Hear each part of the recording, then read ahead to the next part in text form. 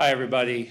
I am here to talk to you about finance. Oh, Emma, you're in this class too? Hi. I'm here to talk about finance and get you a little bit more informational about finance in Stony Brook, finance, personal finance, finance, corporate finance. So I am, like I said, Professor Nugent, and I created a little presentation for you here. There we go.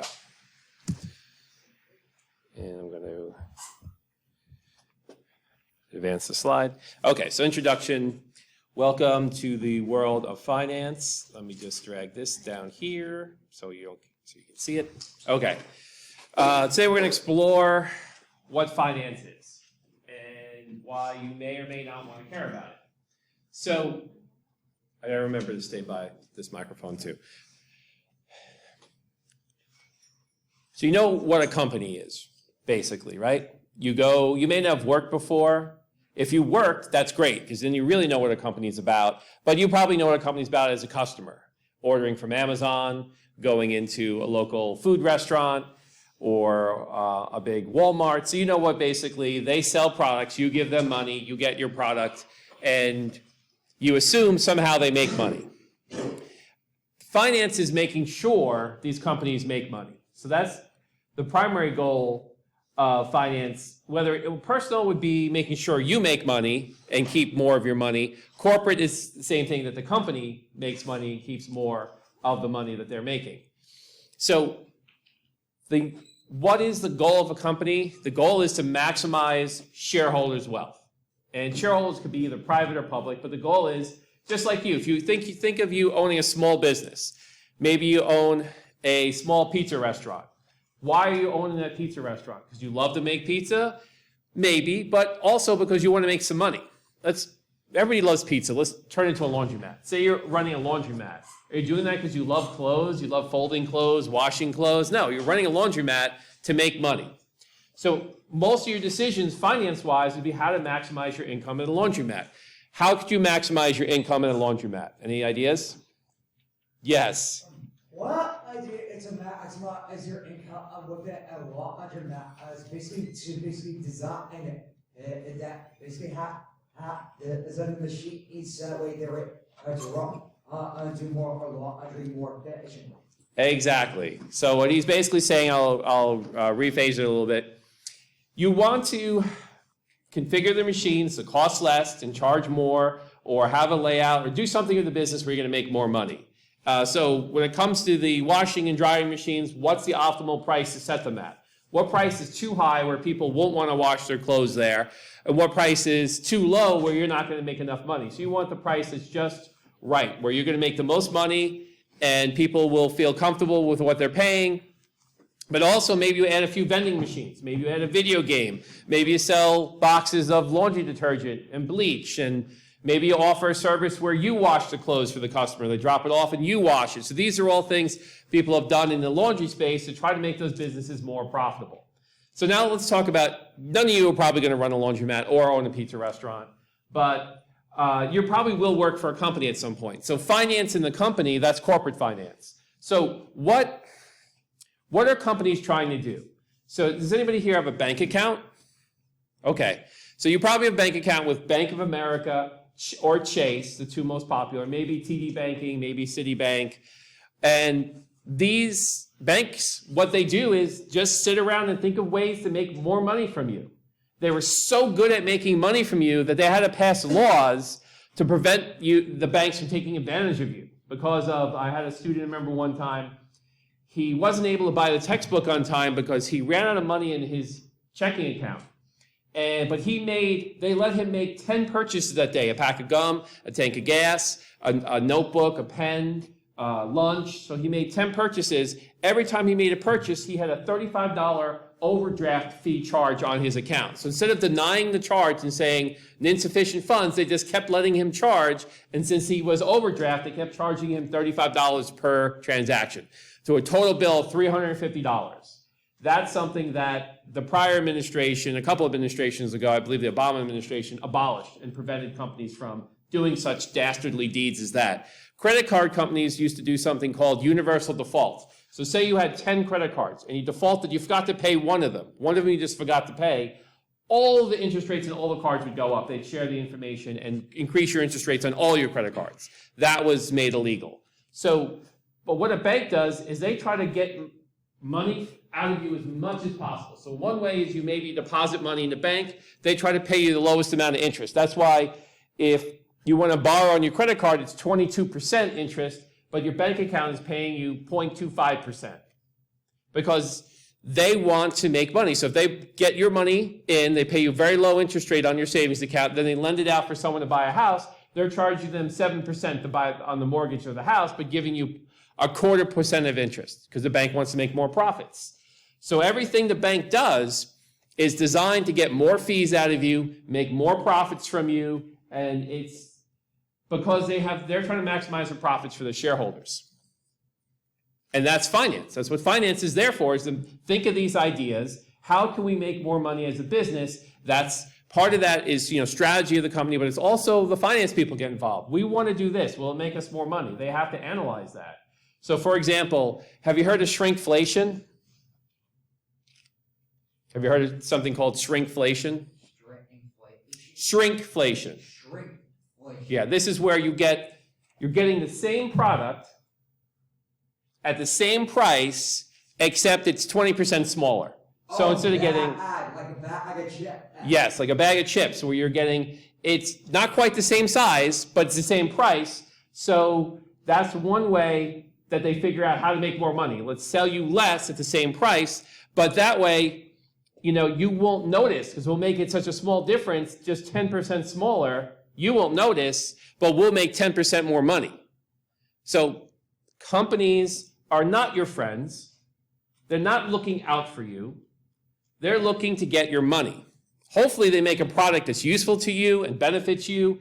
That's great. But every step of the way, they're looking to lower costs. They're looking to raise prices. They're looking to lay off employees or hire cheaper employees or have AI do the work. Whatever they can do to minimize the cost of the business and maximize the profits for shareholders. That is basically finance. So if you work in finance, a lot of what you're going to be doing is analyzing, investigating, and figuring out how companies can become more profitable. Now, because this is such a profitable endeavor for companies to do this, finance people make the most money. Who makes the most money? Accounting people? No. Marketing people? No. Operations people? No. Finance people. Finance profession makes the most money. Maybe not initially, but down the road, there are usually pretty income limits for a lot of those other jobs I mentioned. For finance, there are no income limits. You can make $200,000, $500,000, $1 million, $50 million if you work in finance. The trick is that you have to generate more wealth and more income from the business than they pay you. Because they're not going to pay you more than what you generate. So if you're a very skillful CFO and you're making lots of money for a company, you're going to be paid millions of dollars for that effort. So think of Apple. Apple makes money. How many ways does Apple make money? Let's just think about this. It's not a question. I'm going to tell you. Okay, here we go. They sell you physical products. So you buy your MacBook, your iPad, your AirPods, your iPhone. They're making money from the sale of that equipment. But then they make money from you buying apps on that equipment. Even though they're not making those apps, they get 30% of any app that you buy through their phone. That's why Spotify, you can't sign up for Spotify on your iPhone. You have to do it on the computer because they don't want to share that with Microsoft, with Apple. So they're making 30% of all the apps and in-app purchases you make. Apple's making that money. They're also making money. Do you ever pay for something with Apple Pay, with your phone? And it gets connected to your credit card. You just tap your phone and you click it. Well, everybody's making money off this. Apple's making money. Your credit card's making money. You're not. You're losing money because you're paying for something and paying interest on it maybe. And the store's losing a little money because they're paying these transaction fees to the credit card company and to Apple so that if they sell you, you buy a $10 product, 2 slices of pizza for $10, 70 cents is going to these credit card companies and fund transaction companies that are enabling you to use the iPhone, Apple Pay, and the credit card. So it's another way Apple's making money. So that's why they're one of the most profitable companies on the planet. Now, how much does it cost to make an iPhone? I think I have one right here. All right, just visuals. Okay, how much does it cost to make this iPhone? How much would you pay? You probably don't know what it costs, but you know how much it costs for you to buy it. It could be $1,200 for you to buy a new iPhone. It cost Apple $400 to make it. So why is in competition, why are the Android phones so much cheaper? Is because making a phone isn't super expensive, but Apple's charging a premium for it because it's a superior product, or people perceive it to be a superior product or something that they want, and they're willing to pay a few $100s more than the Android phone. And that's all pure profit for Apple. It's the same thing with the MacBook. The MacBook can be anywhere from $900 to $1,700 or more. You can get a PC for $300-400 that will work in a similar fashion, probably not better, but it will get you to do what you need to do. Why are people still paying $1,500 for the MacBook? There's something about it that Apple has created that has convinced you it's worth the money. So, in a sense, a lot of marketing ties into finance. So, in the marketing, all the areas of business tie to finance. Finance is sort of the king of business, right? Finance, for example, say you work in marketing. Do you think you can get anything done in marketing if finance doesn't give you the money to advertise or pay your employees or do anything? No, finance controls the purse strings, which is a saying. Finance controls the money. So they decide, they have a hand in what departments get funded, how much they can hire. So finance is really the second most powerful position beyond the president of the company. So you have the president of the company, then the CFO, then everybody else. Because the CFO is the one controlling the money and approving a lot of, and doing the analysis on what's a go, what's not going to happen. So it's a very, very powerful position. So marketing and the finance love each other. They work very well because finance goes to marketing and says, listen, I have these, let's look at this age group, 18 to 22. How can we make more money off these people? I know. We'll market to them in a way, we could sell them a really piece of crap product, but we'll market it where they will love it. And a few years ago in the Super Bowl, there was a car advertisement that had dancing hamsters, rapping hamsters, dancing robots, laser beams to sell a car. Do you remember this ad at all? You do remember it? Yes. And the car was terrible. It was just a very low-end car, not very reliable, but they got millions of people to buy it for strong advertising. And it was an expensive commercial to make, and they spent a couple $1 billion to put it on the Super Bowl, but it paid off. And that was finance had to do all the analysis of, is this going to be worth it to spend all this money on this advertising to make the commercial and to pay to be in the Super Bowl? So, that's how they work together. Just to give you a for instance. Okay. Moving on to slide 3. Okay. So what is finance? I was kind of going into this before, but basically it's a management of money and investments as one concept, as a broad concept of finance, managing money and investments, okay?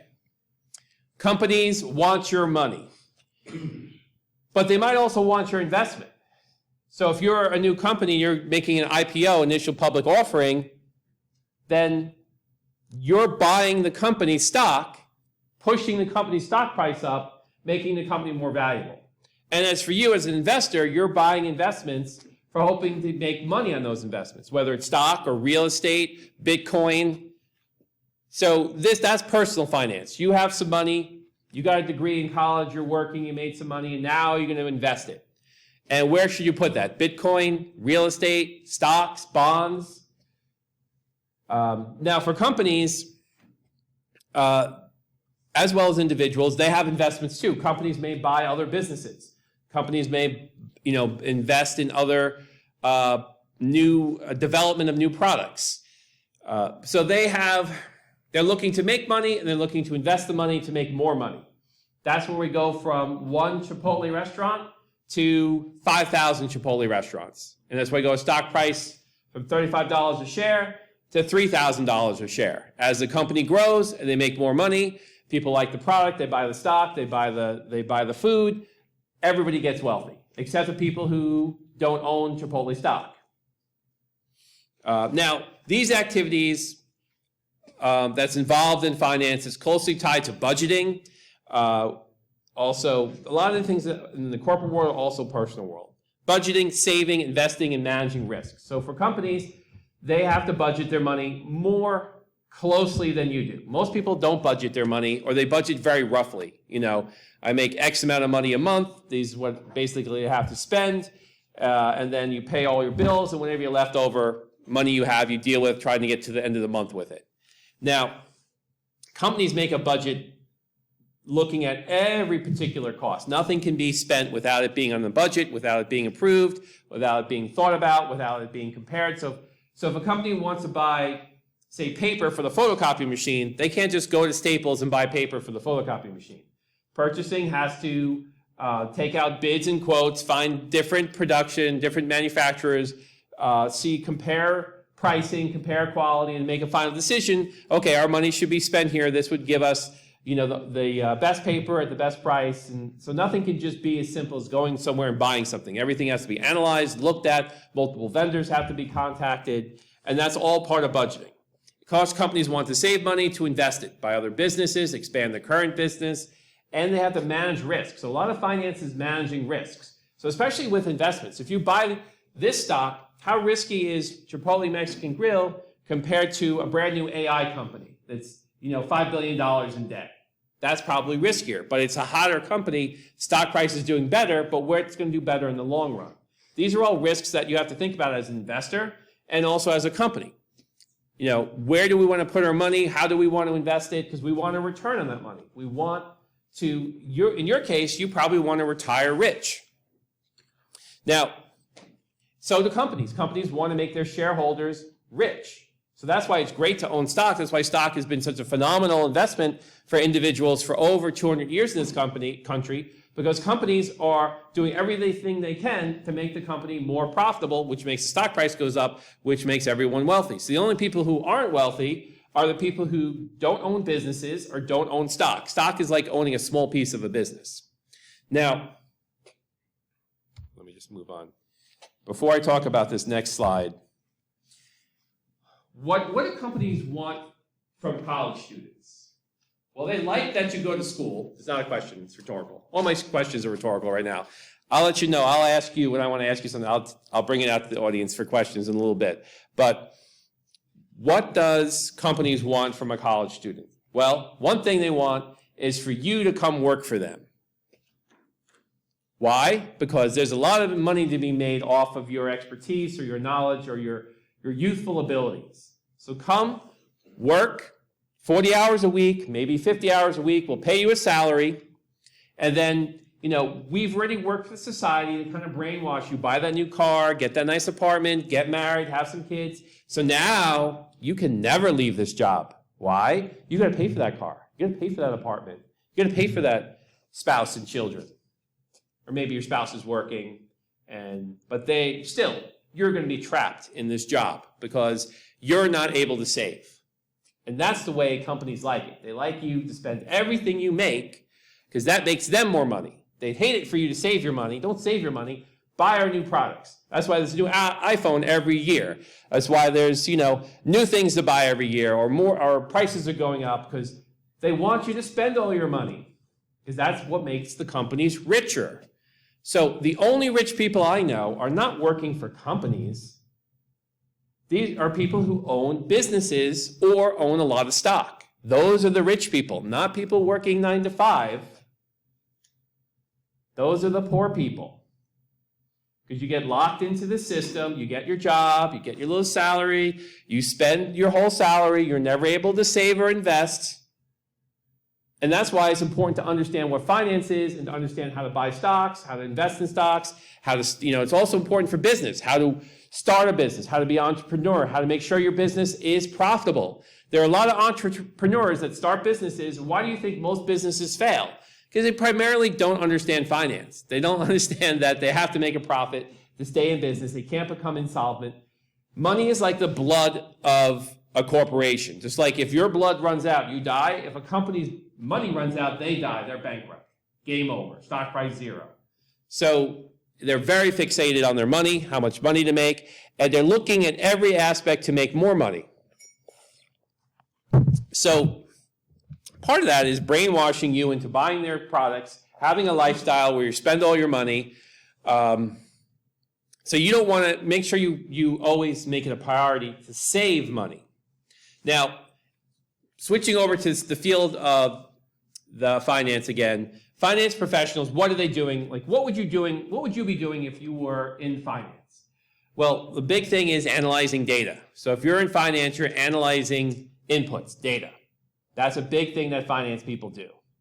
So you need to get the data, analyze the data, and then recommend financial decisions on that data. So you need to do the financial analysis first, based on the data. Emma can tell you she's my financial analysis with Excel class. So we got to take the financial data, write a financial analysis on it, and then make a recommendation, which is basically what financial decisions should be made. You might be advising individuals, you might be advising companies or organizations, and helping them manage their finance. So a lot of times, people who are very knowledgeable about finance become advisors, financial advisor. So either you're working with individual people to help them save money and invest and understand how to make more money, or you're working for a corporation and doing that for the corporation. You're providing expertise, your understanding of the data, how to process data, how to visualize the data, how to express what the data means, and how to make recommendations to how to, and the company can utilize this information to improve their profits. Let's see. This little pencil out of here. Okay, so they work in various sectors. Banking is a big area where a lot of finance people work. Investments is another very big area. You could be working for an insurance company selling stocks, bonds, insurance policies. You could be working for an investment bank. You could be working for a mutual fund company. There's also insurance, hires a lot of financial people as well as mathematical people, AMS majors. And then there's corporate finance, working at a company. Primarily, most of my background is corporate finance, working in the finance department of companies, but I've also done a fair amount of working in corporate investments or also my own personal investments. So there are a lot of jobs available in these sectors. Okay, so some of the jobs, financial analyst. This is a big one. It's sort of a blanket description of, it's somebody who knows about finance, knows the basics of finance. What are the basics of finance? It's accounting. If you take your accounting course and you take your finance course, that's pretty much the basics of finance. And then you develop it from there, of course. The whole business background plays into, you don't understand business, you can't do finance. Basically, kind of like if you can't play a musical instrument, you can't make music. So a financial analyst is someone who's going to analyze the data, is going to think in financial terms and help demystify financial problems. Okay, more specifically, investment banker. Now, this is the job everybody wants. I have a number of students in my financial analysis class, which is a senior level finance elective, getting $80,000 jobs working in various financial companies, and some of them even in investment banks. Now, an investment bank is not like a regular bank. An investment bank is managing the wealth of other companies and very wealthy individuals. So an investment bank is something that you don't interface as an individual. This is really a group of highly trained, talented individuals that do very complex solutions for big companies. One of them can be helping a company become public, helping a company release an IPO. It could be facilitating a merger and acquisition between Microsoft and Blizzard Activision. It's a pretty high-end, very complex job, very high-paid job, too. There's financial planner. This is something that any business student could get a job as a financial planner. They're hiring them all the time.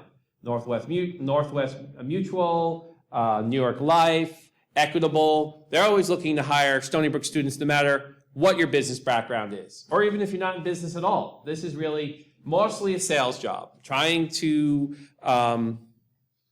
help people planning out their financial future, but also tied to selling them products. Whether you make your money on commissions. So when you sell them mutual funds or insurance policies, you earn a commission of basically on what you sell. So when you're helping to plan someone's financial life, they're going to need insurance, they're going to need stocks, they're going to need bonds, they're going to need help in this area, and that's what a financial planner does. So it's an easy job to get. It's a difficult job to make a lot of money at because you have to work really hard to network, build your client base. So it's 80% sales, 20% finance, financial planning position. Financial accountant, that's how I started out. What is a financial accountant? Well, you start out being an accountant, but you move into more financial decision terms of an accountant. So the basic accountant, like a bookkeeper, is really just going back to that laundry metaphor. It's like laundry. So if you're a basic accountant, you think about, let's keep an eye on the time. I don't want to go over here. We go from 5:30 to 6:50. Okay. So what is the, so think about doing your laundry. Okay. You have a big pile of dirty clothes. You separate the whites from the colored clothes. You do 2 separate loads. The white clothes, the towels and the white t-shirts, they get bleach and detergent. They go in a regular wash. You have some, maybe you have some delicates you have to wash on a delicate wash, and you have some regular clothes you wash on a, so that's just a process. And you do that every week. So you repeat it every week. After you're done washing and drying the clothes, then you have to fold them. Then you have to put them away, and you start all over again. That's accounting. Every week, every month, you get your transactions. You got to figure out where they have to go. You got to clean them up. You got to put them in the right spaces, and you got to run your reports. So accounting or bookkeeping is very ritual, very routine. But financial accountant is now you're actually using the results from accounting to make some financial decisions. So you're actually using the balance sheet and the income statement and the budget and the cash flow statement to actually help the company make some decisions, or warn the company that, okay, we're running out of cash, or we have this problem, or these ratios aren't looking good. So financial accounting is utilizing the accounting data to make better decisions. Risk manager is trying to lower the risks for a company. So one big risk a company could face is exchange rate currency changes. So when the exchange rates change, how do you protect yourself from rapid changes in exchange rates? How do you protect yourself from changes in, if you're an airline and jet fuel is a big cost, how do you protect yourself from rapid changes in cost of fuel? That's what a risk manager would do. They would also look at types of insurance, or if you were in the insurance industry, a risk manager might be focused on calculating risks and how much to charge people for auto insurance and life insurance, home insurance. Corporate treasurer. So a corporate treasurer is dealing with the company's money. They're looking at where the cash is, what the cash flow is, how the cash flow is being generated, where the company stores its money, how it manages its money. So a corporate treasurer is another financial job, but focused mostly on the money aspect, the flow of money in a business. There's an asset manager who is basically looking after the assets of the company and calculating the profitability of the assets and making analysis and projections of when the assets should be replaced. And then we have a financial consultant.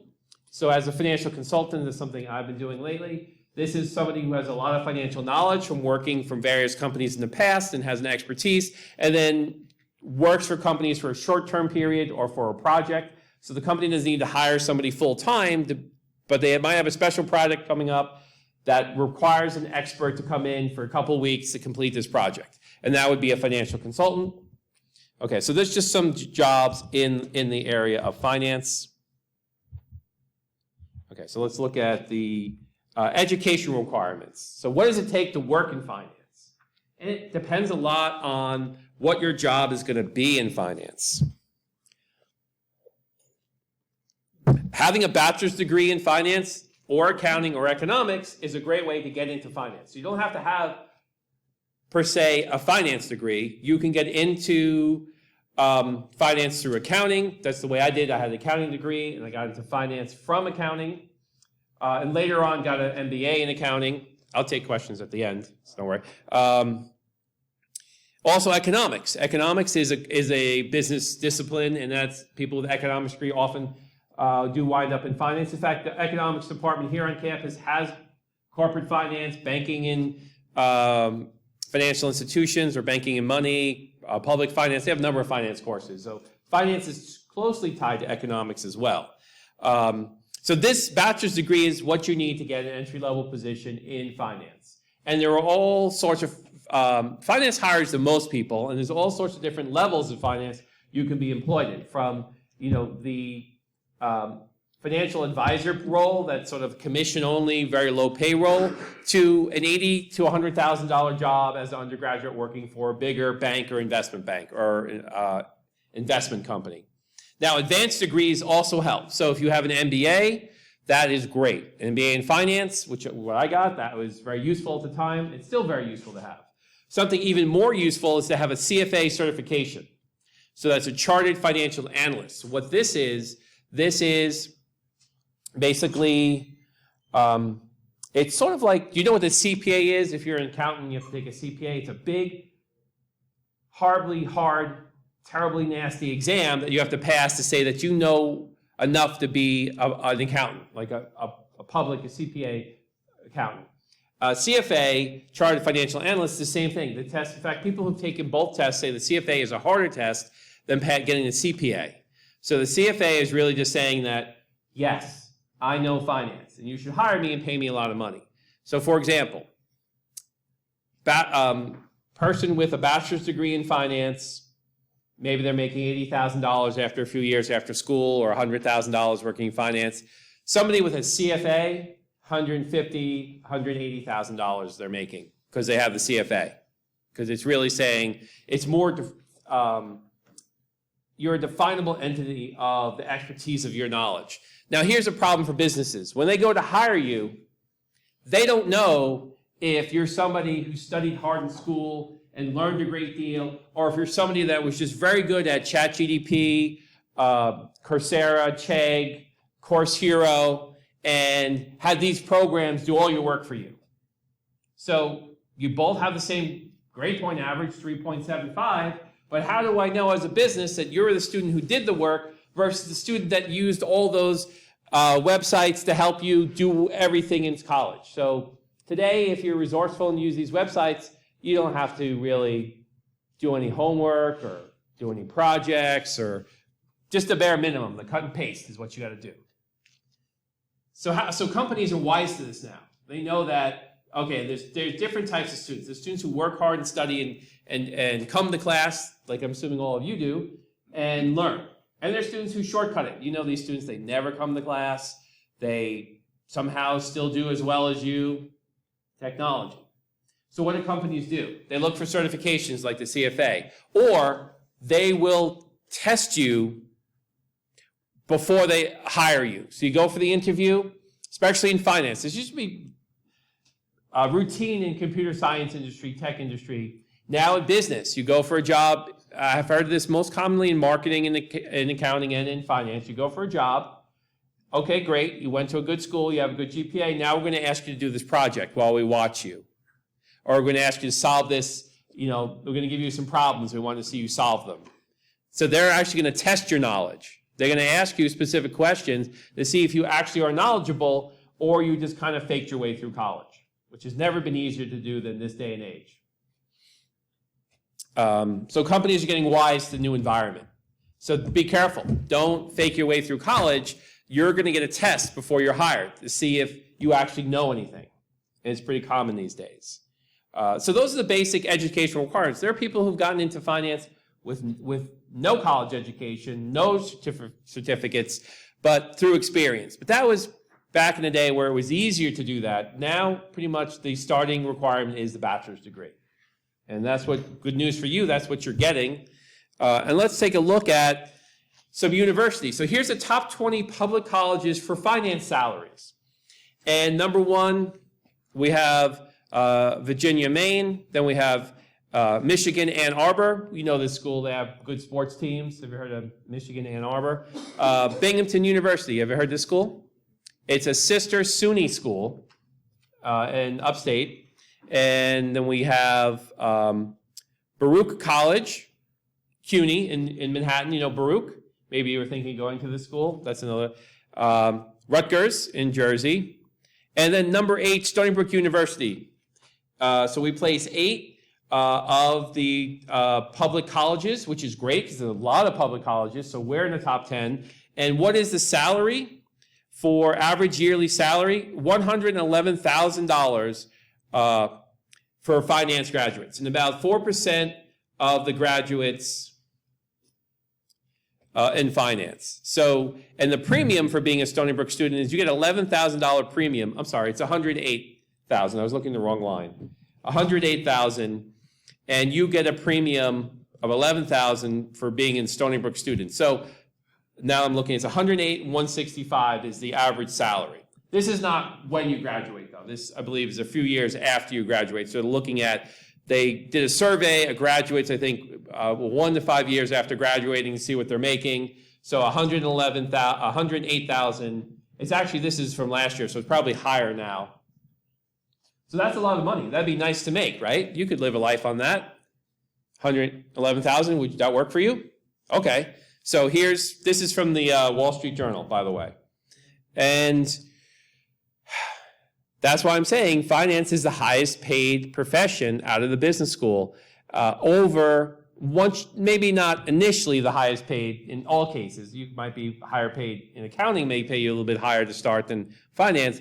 But at accounting, you sort of level out at a certain wage. You're not going to be paid anymore. Finance, the ceiling is pushed way, way up. There's almost limitless what you can make, depending on the company, the position, depending on what you're going to be doing. Okay, so talking about careers, back to careers a little bit more. So we have banking and financial services. There is, if you think of your local banks, there's bank tellers, but that's the entry-level position. Behind that, there's a whole host of people working at the bank that are going to help people they're actually like financial advisors there as well, that help. There might be people at the bank that work with just corporate customers. So there is much more level and skilled positions in the bank. Then there's a whole host of mortgage analysts, mortgage brokers. So at the bank, there's so many different positions that you could work in and specialize in the bank and make a very nice salary and never have to really even interface with the public. So banks hire a tremendous amount of people in finance, and sometimes, it's not such a bad idea to have an internship or even start out as a bank teller in a bank while you're in college if you're studying finance, learn how bank operations, learn how a bank works, and then that looks good in the resume when you're applying for a bigger bank or a bigger role at the bank. But banks do a lot. It's not just savings accounts and checking accounts. They do a lot of financial services, whether it's putting together a mortgage, refinancing a mortgage, giving a small business loan, helping a company manage their business, working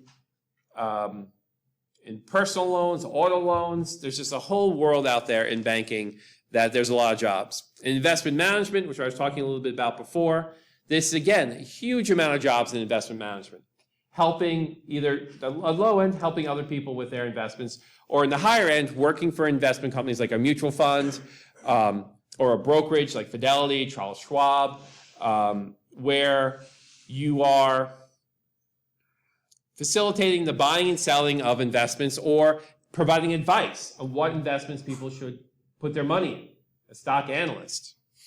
There's corporate finance.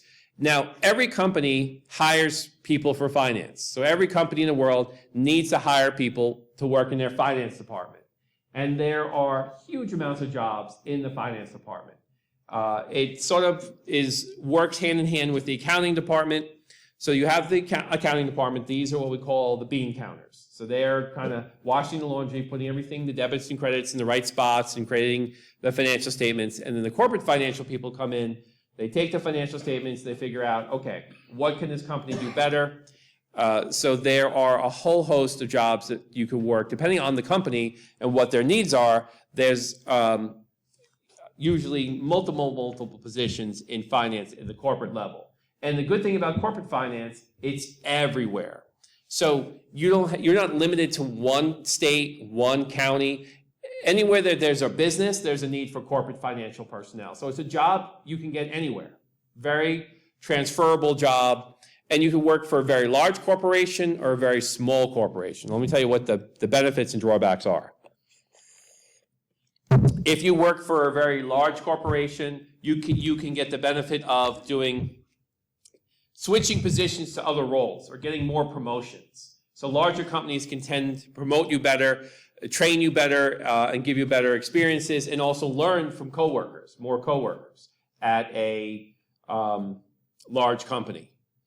And they typically pay better too. But you're going to do, in a large company, you're going to do a small piece of the work. It might be a little repetitive. At a smaller company, you're going to be more of a jack of all trades. So you're going to be doing many different things because they don't have the luxury of having 100 people in finance in the corporate company. They may have 2 or 3 people in finance. So you get a chance to learn a lot more, do many more things. So oftentimes people start out at a smaller company, learn a great deal, and then take their expertise, get a big pay raise, and work for a larger company doing a smaller subset of tasks. Insurance, there is now a new minor on campus. There's an insurance minor where you can learn about the insurance industry. It actually goes hand in hand with real estate. Real estate and insurance minor, where in insurance, what you're doing is you're working either for a big insurance company and could be in a corporate financial role, or you could be selling insurance on commission as more of an entry-level role. But insurance hires a lot of financial people, and they pay very well in insurance. Typically, jobs that are no fun and very tedious and require a significant amount of education and knowledge pay a lot of money. Jobs that are fun and that people would want to do, they don't pay as much. So that's why you make a lot of money in some of these very hard business roles and jobs, is because it's difficult. Not everybody wants to be an accountant or a financial person. So the salaries are according to the effort you put in, the skill you have, and how difficult it is. Not everybody can do all these jobs. Real estate, now we're not talking about, even though it's sort of involved, you probably understand real estate from a broker point of view. If you ever rented an apartment or bought a house or went with somebody to view a house, these are real estate brokers who really just facilitate transactions. But the real estate industry hires a lot of financial people. So has anybody been near a train station on Long Island lately, like Ronkonkoma, and you see all those apartment buildings around the Ronkonkoma train station, the Farmingdale train station, the Wyandash train station? All these apartments are being in a big real estate company figured out that if you put apartments near the train station, you can charge more because it's convenient transportation into the city or into a location where there are more jobs. So it's very convenient, and the land was actually relatively cheap because people previously thought they didn't want to live near a railroad. So real estate, some very small real estate companies got together, built these multi-story, multi-unit apartment complexes, and they needed a lot of finance people to see, will this work? If we buy the land, we pay for the construction, what rents to say, how much money are we going to make? A lot of finance people at play there, because the finance people have to come in first, review the deal, review all the costs and expenses, and lay out the probabilities of this is how much money you're likely to make, or this is going to be, you're going to lose money on this. Everything is, why don't they make low-income apartments to help people out, right? You want to live in your own apartment, you're tired of dorming on campus or living with your parents, and you probably would think $600 would be great for rent. Why do companies not provide that for you? Because there's no profits in it for them. That's why they could be losing money. If you live in New York City, anybody here living in one of the 5 boroughs in New York City? Okay, a couple people are brave enough to raise their hand, but probably a lot of you are probably living near the city or in the city. Now, if you're in the city, and you go into an apartment, I was in an apartment building, a family member was renting, and they were paying a lot of rent, $2,800 a month, but the place was a dump. So we were talking to, happened to bump into the owner of the building, and I was saying, gee, this needs to be fixed, and that needs to be fixed, and like, what is going on here? Well, you have to understand, your unit may pay $2,800 a month, but next to you, she's been living there for 35 years, she only pays $300 a month, and the person next to you, Mr. Henry, he's been here for 45 years, he only pays $259 a month. So we have all these rent-controlled apartments. I can't make a profit. Even though some of the apartments I charge a great deal for, like $2,800, I have a number of people who just won't leave. and they get this reduced rent because the rent controls, it's not profitable for me to run this business, so I'm putting no money into this building. I'm not repairing anything, I'm not fixing anything up, unless the city forces me to. It's just going to remain a dump because I don't have the money to put any new money in. I put a bunch of new money into it, I refurnish the apartment, I don't get anything out of that. And now they passed a law in the city where you get an empty apartment, you can't even raise the rent significantly because there's this new law, so they're leaving these apartments unrented because it's unprofitable for them. So that's why real estate developers rather sell or almost just throw away these old apartment buildings and start new and make a big new condo. So if you realize you go in the city and you go to, Brooklyn or Queens and you see all these brand new condo buildings, because that's where the money's at. It's not renting apartments for people to live affordably. It's making these luxury condos to sell at a huge profit, and then you move away and never have to worry about rent control because you just make your profit on the sale of the initial build of the building. And then, so New York City's slowly turning away from rents into ownership, especially as rents become insane. If you want to rent in Manhattan, you have $4,500 a month or a few roommates. A lot of people are saying, why am I paying so much for rent? I could buy a condo in Brooklyn or Queens, or I could buy a whole house in Long Island for half that amount. Why would I want to? Well, one thing is location. If your job is there, commute is horrible from out here. So that's one motivation to rent in the city. But real estate companies are spending some time to figure this equation out. How can we they need to finance people. Hey, finance people, we want to make more money in real estate. What should we do? Should we make apartment buildings and rent? No, don't rent. You're just going to lose money. Build new buildings and sell luxury condo apartments. That's how you make money now. So the finance is changing the landscape of New York City. And then they also help finance people set those rents that you're paying. It's one of the key components with demand as well. So it's kind of sad to hear a graduate tell me, I'm making $180,000 now. I'm like, great, you must have saved a lot. No, because I take home about $10,000 a month. About $5,000 of that is rent, and I'm paying city tax, and I'm paying this and that. So I could save about $2,000 a month. So you make $180,000, you can only save about $24,000 a year? Yeah.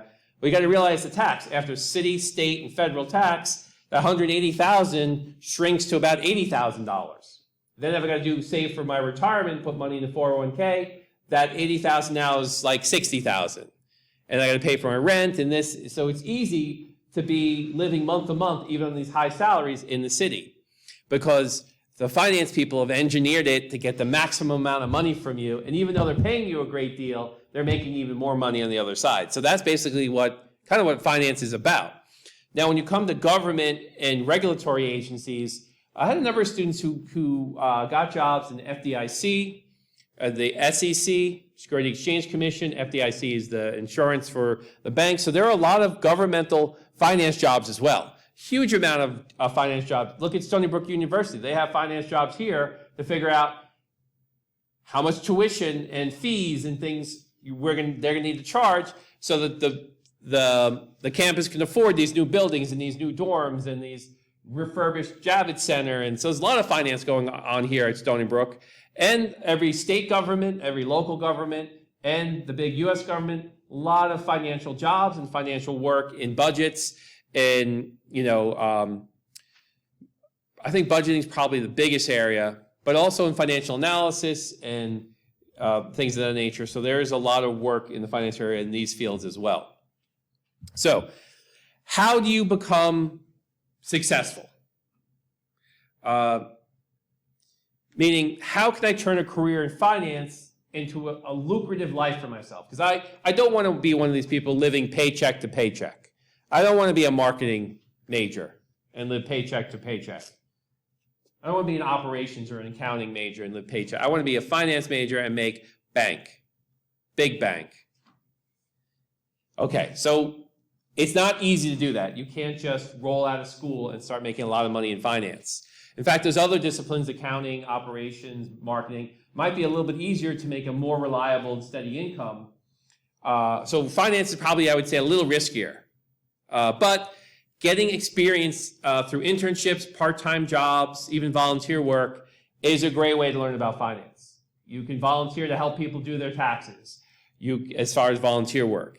There's a lot of internships, part-time jobs, working as a bank teller, or just, any capacity at a business that's managing some sort of financial aspect. And there's a number of a number of internships and part-time jobs around where you could do that. So yeah, that's gaining that experience. So working for a company, you understand what the company is doing, what the business aspect is, and how finance is tied to it. Developing strong analytical and communication skills. So those are kind of two things. So strong analytical skills would be understanding how to use Python, understanding how to use Excel, understanding how to use Power BI, understanding, how to get and manage and manipulate data, how to, analyze data, organize it, clean it up, put it in and present, create digital visualizations of the data, charts and graphs. So you've got to really be strong in the ability to collect, manage, analyze, and display data. Also, communication skills. Finance is very big on communication. You have to explain to all aspects of people in the company why you're making certain financial decisions. You have to communicate to the public. So if you're selling financial products, if you're working within finance, being a great communicator, developing a big network, and being known for someone who is able to speak about complex subjects or educate people and communicate in the written as well as a verbal form is critical to any aspect of any business job, but it's also very critical to finance. It's not, it's not just a numbers game. So I remember when I graduated and had an accounting degree, people said to me, "Oh, you must be really good at math." And I'm like, not really. Accounting is adding, dividing, subtracting, and multiplying. That's about as complicated as the math gets in accounting. So I wouldn't say I'm very good at math. Any fourth grader could do the basic math an accountant needs to do. Pretty simple. Now, when I moved into finance, then I was able to say, yes, I'm good at math, because finance is more mathematically oriented. In fact, we have a degree on campus, quantitative finance degree. Now, if you get that quantitative finance degree, oh boy, do you make a lot of money. Working for a hedge fund in the quantitative finance area, if you have the brains, the mathematical ability, go for quantitative finance. That's where the big, big money's at. Math is a big scale when it comes to finance. Not every job in finance, but a lot of jobs in finance require more mathematical knowledge and brain power. That's why a lot of people in AMS who study AMS wind up in financial roles. Now, you want to be updated with industry trends and technologies. So, entrepreneurial finance, tech finance, these are things that are happening around us every day. So you need to understand what the latest technologies are. How does finance intersect with apps on your phone, like Robinhood? How does finance, the way we move money around today is completely different. I never carry any cash. If I need to pay other people, what's a good app to pay other people? Money. For example, Cash App, there's also PayPal. There's also PayPal. That's enough. PayPal, Cash App, probably Venmo, Zelly. I think, is it called Zelly? Zelle? Those are ways to move money around. Of course, and if you're paying businesses, you have your credit card, you have your phone. I don't carry a wallet. I just have my phone, and I'm just like, blink, blink. You don't have Apple Pay? Bye. So most businesses have Apple Pay now. So this is new technologies in finance that enable money to move around, and people are getting a little fraction of all those transactions. So that's why, how did Elon Musk get enough money to do Tesla? He was an original owner or creator of PayPal. Can you check that fact for me? I don't want to say the wrong thing. I think he was the original. I think he made a lot of his money from PayPal, and he, moved that into other businesses later on once PayPal became such a huge, profitable business. So Elon Musk understands technology, but he understands financial technology. And that's why, in the long run, Tesla will probably be a very profitable company, because he understands both the technology side and the financial aspects of how to make money. Networking with professionals in the field, this is also critical. So, is it true? Good. So networking with other professionals, they often say this, and I believe it, 80% of how you get a job is network. Every job I've ever gotten, except for this one at Stony Brook, that was an ad in the newspaper. But prior to that, every job I've gotten since or before that is through networking. Other people, yeah, the news, remember this paper, the Newsday? They're still around. There was an ad in Newsday that I replied to get this job, believe it or not. But that was 25 years ago. So today it's all about networking, knowing other people and them saying, yeah, you're a good person, come into the company. That's why it's critical for you to know upperclassmen. So if you're a freshman or a sophomore, you want to know juniors and seniors because they're going to graduate, they're going to get jobs, and you want to, when you're a junior or senior, you want to contact them again, like, how's it working out? Where are you working? How'd you get that job? Like, oh, don't worry, like, you were such a great person when we went to school and the teamwork we did, or we're in the same sports team. As soon as you're ready to graduate, contact me, I'll get you in. That's how a lot of jobs work. Maybe it's the networking through your friends and family, or for people you make. A lot of jobs people get are from socializing after work. So they go to the bar, they go to the activity, the 5K run, the weekend picnic, or just a group of people going out after work and getting to know each other, becoming friends. And this is how, that professional network sort of starts. And you want to, you're not networking if you're just adding people on LinkedIn. Adding, 10 people on LinkedIn and never bothering to message them, keep up with them, or, adding people to LinkedIn is not networking. Networking is somebody knows you enough that they know your name, they know what you can do or what your job is, and a great way to develop a strong network is to help other people. So you're not just a taker, taking whatever your network you can get on a network, you're actually providing advice, help. You're helping a lot of people in your network, and then one day that help comes back to you. So it's really, when you develop a strong network, it's what you're putting into the network is what you're going to get out of it. So if you put nothing into your network, you're just clicking yes on LinkedIn, you're going to get nothing out of it. Pursuing continuous learning, this is very important. So I even do it myself. I'm constantly looking at different ways to learn, getting advanced certificates, getting advanced degrees, learning from even things like TikTok and YouTube. When you look at my TikTok scroll or my YouTube suggestions, you would hate them. They're all informational-based, financial stuff that you've probably never seen, but someone's making content for me that teach me about that new fintech, that teach me about this, this new trend in AI abilities and how it intersects with finance. There are people on TikTok that do report and analyze the financial news. So there's what you might be seeing on your sites that might be of your personal interest, but since I'm finance-oriented, I get these feeds from YouTube and TikTok and that are more financially focused and financial professionals. That's not really, I'm learning just a little bit, but if you really want to keep your skills, once you get that job, you want to be getting certificates from, it's easy, there's LinkedIn Learning is a great place to get certificates. There's many websites and programs to get these certificates for free or minimal costs. But it's a way of building out your profile and your resume to show that you're, companies want to hire people that are interested in learning and interested in improving their skills. All right, so conclusion. As I have hopefully demonstrated to you, finance has a wide range of opportunities and careers that are great for people who are passionate and interested in analysis, in money, in profits, in decision-making, critical thinking. So whether you're interested in investment banks or corporate finance, financial planning, there's a multitude of jobs in finance that would fit your particular personality, your particular set of skills, what you like to do best, whether you're more mathematical, crunching the numbers, analyzing, or you're more working with people and networking. That's all involved in that area. Okay, so I'm going to open it up for questions now, and let me just, before you ask the questions, you can ask me questions about personal finance, corporate finance, college degrees, the College of Business Finance specialization, anything else related to money. So go ahead. I know you've been dying to ask me something. Let me give you the microphone so they can hear you. All the other students didn't come to class today. All right.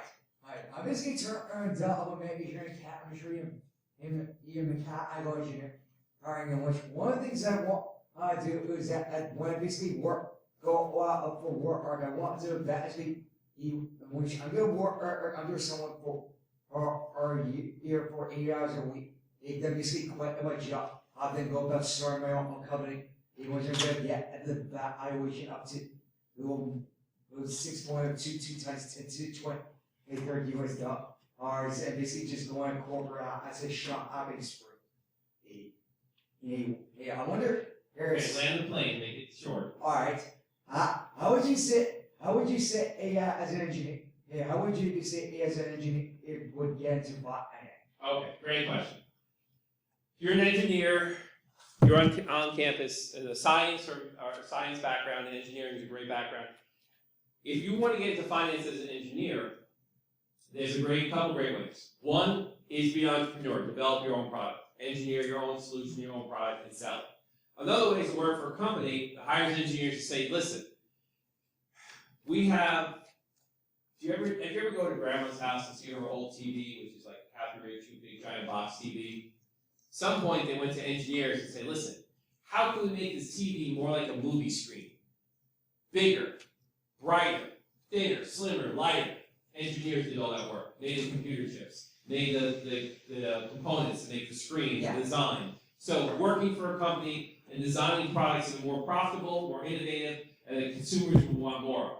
You make a better product, like Apple makes a better laptop, people are willing to pay 4 times the amount compared to what a PC.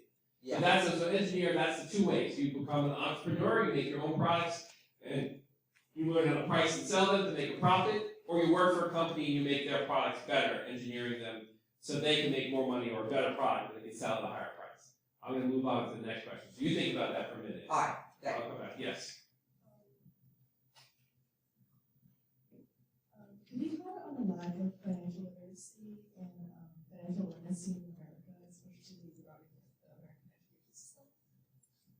Landon. So the question was, what's up with this financial literacy and the lack of it? Is the question basically. Okay, so great question. Let me just